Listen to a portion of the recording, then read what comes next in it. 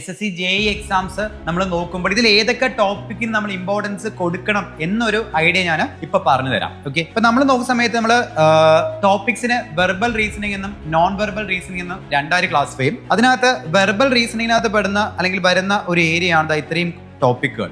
Verbal റീസണിങ്ങിനകത്ത് non വെർബലിനകത്ത് പെടുന്നതാണ് ഇത്രയും ടോപ്പിക്കുകൾ. Non verbal എന്ന് പറഞ്ഞാൽ വേറെ ഒന്നുമല്ല, ഫിഗർ ബേസ്ഡ് ആയിട്ടുള്ള ക്വസ്റ്റ്യൻസിനാണ് നമ്മൾ നോൺ വെർബൽ എന്ന് പറയുന്നത്.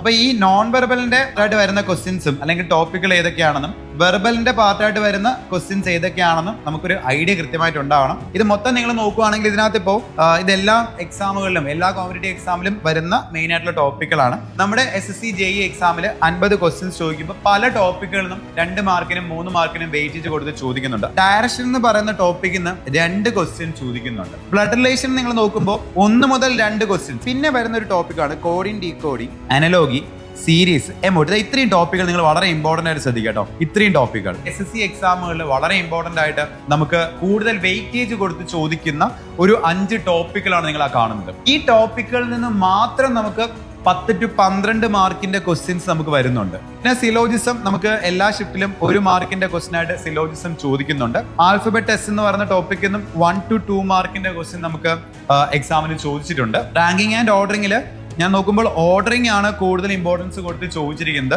റാങ്കിങ് അങ്ങനെ ചോദിച്ച് കണ്ടില്ല, പക്ഷെ റാങ്കിങ് നമുക്ക് ക്വസ്റ്റ്യൻസ് വരാവുന്നതാണ്.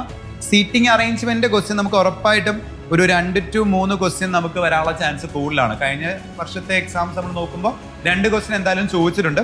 2 to 3 മാർക്കിന്റെ ക്വസ്റ്റ്യൻ നമുക്ക് വരാനുള്ള ചാൻസ് വളരെ കൂടുതലാണ്. പിന്നെ നമ്മൾ കാണുന്ന കലണ്ടറും ക്ലോക്കും, ഇത് രണ്ടും ഇപ്പൊ അങ്ങനെ അധികം ചോദിക്കാറില്ല, പക്ഷെ നമ്മൾ പഠിക്കുമ്പോൾ ഈ ടോപ്പിക്കുകളെല്ലാം പഠിച്ചിരിക്കണം കേട്ടോ.